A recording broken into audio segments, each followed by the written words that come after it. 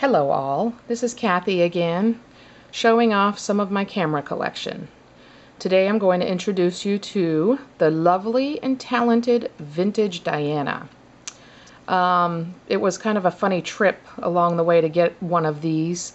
I had had one when I was 6 years old. My dad was in the military and was overseas in Asia, and I believe he brought home like a whole box of these because they were so inexpensive in the late 60s and early 70s that he could bring them home for all of us 7 kids. So I think each and every one of us got one of these. And it's crazy to think at 6 I started off with a medium format, which is 120 film camera. You know, everybody talks about 35 millimeter, medium format, large format, and here I am just starting off right off the bat at 6 with medium format, which is pretty awesome. He was a photographer too, so still is. And this kind of was sentimental to me. I saw remakes later on in 2009 in Urban Outfitters, and I got one of those and really loved it and really decided I wanted an original like I had when I was a child. So I happened to mention it to a friend of mine. He said he had one at home in the box, so he gave me a really good deal on this. Basically, when I got it, the strap wasn't even installed. I put this on here. It is the original that was in the box with it. So it looked like it had basically never been used. Someone just put it away like that. The odd thing was it was an F model box, which is the flash model, which would have had 2 round contacts here on the top plate. It does not have those. So it's not an F model, but I don't know. It's kind of a mystery there. It's a super basic camera. Again, it's 120 film, medium format. You have settings here on the front for your focus. You have basically starting out at 4 to 6 feet, on to 6 to 12 feet. And you can see this little arrow moving as I'm changing focus. And then on to 12 feet to infinity.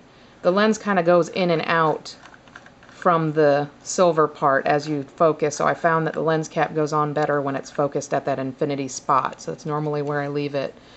On the bottom of the lens here you have your settings for aperture. They have super simplified the process. Basically sunny, partly sunny, and cloudy. I had read online that equates to f19, 13, and 11, so I put a little dot here so I could remember that. And then also someone had said they have timed Vintage Diana cameras, finding them at 1/50th to 1/100th of a second shutter speed. So they can vary. They're all plastic. The construction was iffy at best, so they're never made the same. Each one has their own individual character, and that's part of the charm of this particular model of camera. And each camera applies a certain signature fingerprint type of effect to the images. They have different amounts of vignetting, you know, the dark around the edges. They have different rough plastic edges around the edge of the negative, which I think is really neat. It adds to the character of the camera itself. I do have film in it right now, so I'm not going to open it up. I have some Arista EDU 100 from Freestyle Photographic, who I highly recommend for film.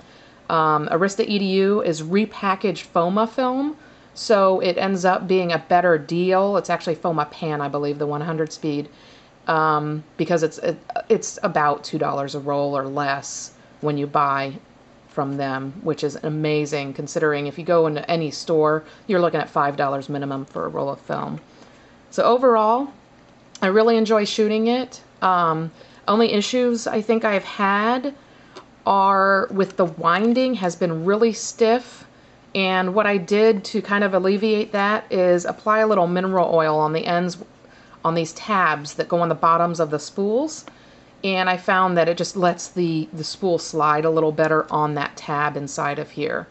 And then I also used the same mineral oil on the shutter because in the beginning the shutter was really getting stuck. It was plastic on plastic, and I figured mineral oil would be a decent oil to use. I do need to check on the archival properties whether it can degrade the plastic or not. I'm hoping not, but it is a petroleum product, so I'm not positive on the matter. So if you're unsure about putting mineral oil on plastic, I would say don't do it and look into it.